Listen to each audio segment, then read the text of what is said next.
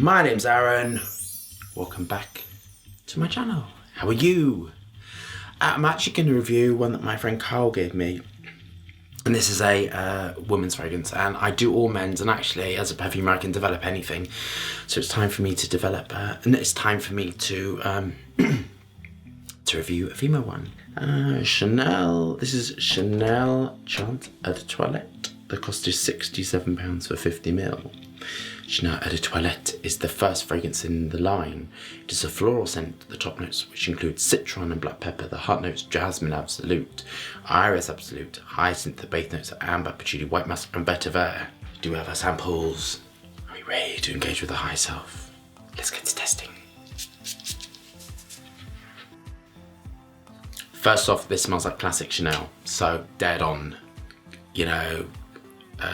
And Chanel has, very interestingly, like it just smells of Chanel, has the core of Chanel. So when I was at Chris's and he gave me that blue, you know, that sporty one, I don't know what it was, go and have a look. This has the same core.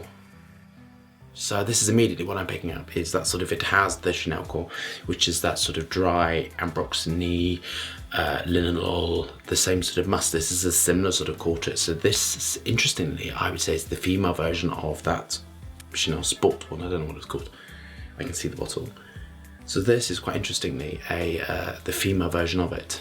Go and have a smell. You also smell similarity. This has really clever aromatic chemicals mixed with things. So what I'm picking up is this does contain vetiver.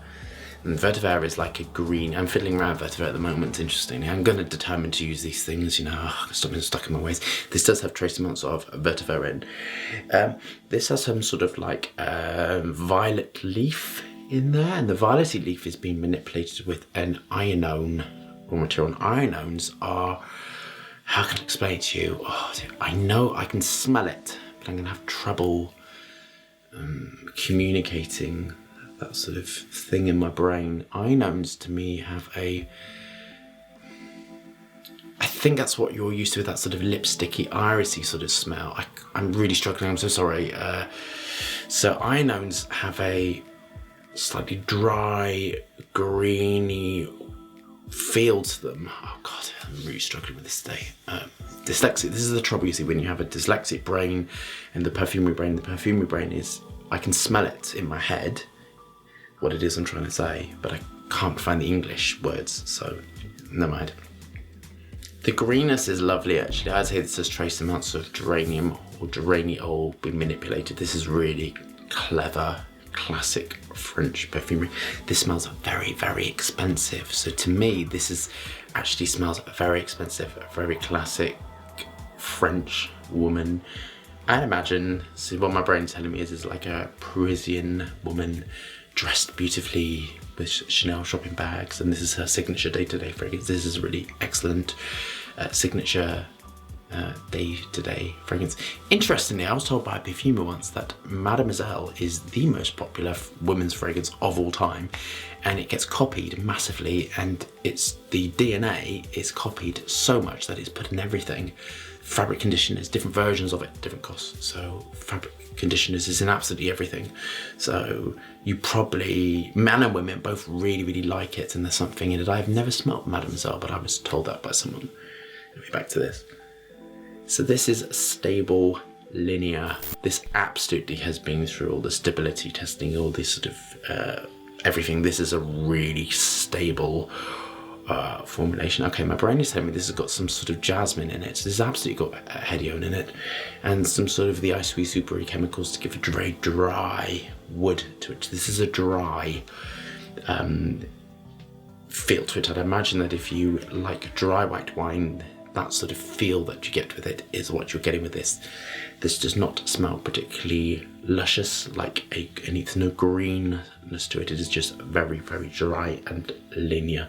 So this you would put it on and it absolutely would last until it comes off. It's actually making my arm itch a little bit. There's obviously something in it. I don't know quite what. It's not saying it's unsafe, but for me some I don't know which aroma chemicals actually annoy, but I've actually had laser tattoo removal, so it probably wasn't too good to spray it on lasered skin. It is very sweet. The sweetness comes through some vanillins mixed with some of the ice cream supers mixed with some musks. It's just a really clever, classic French perfumery. On to my final thoughts. I think this is, excellent classic Chanel perfumery. Classy. It smells more expensive than the price. So this actually has been priced really, really well. So this smells like it should be double the price for actually what it is, but there's no sex in it. That doesn't make a sort of criticism, but I think it is a very good day-to-day fragrance. So I think this smells classic French, day-to-day, lovely.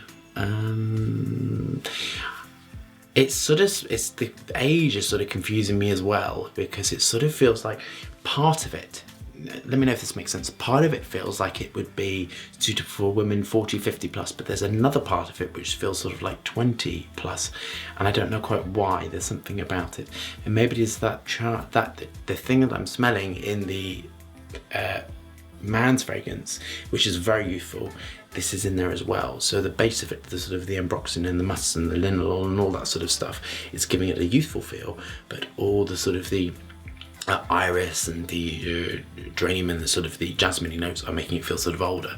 So I'm sort of swinging between the both. So I think this is really suitable for, I don't know if they're youthful though, to be honest, but I think if you were a very wealthy, youthful French young lady, I think you would, and you're going out for, I don't know what posh young girls do, but whatever they do, they would wear this with their shopping bags. And then I think this is for a lovely 40-year-old up lady. This is lovely for day-to-day use. It's very easy, very, very unoffensive, and very, very nice. I absolutely recommend this, and I'm going to rate it.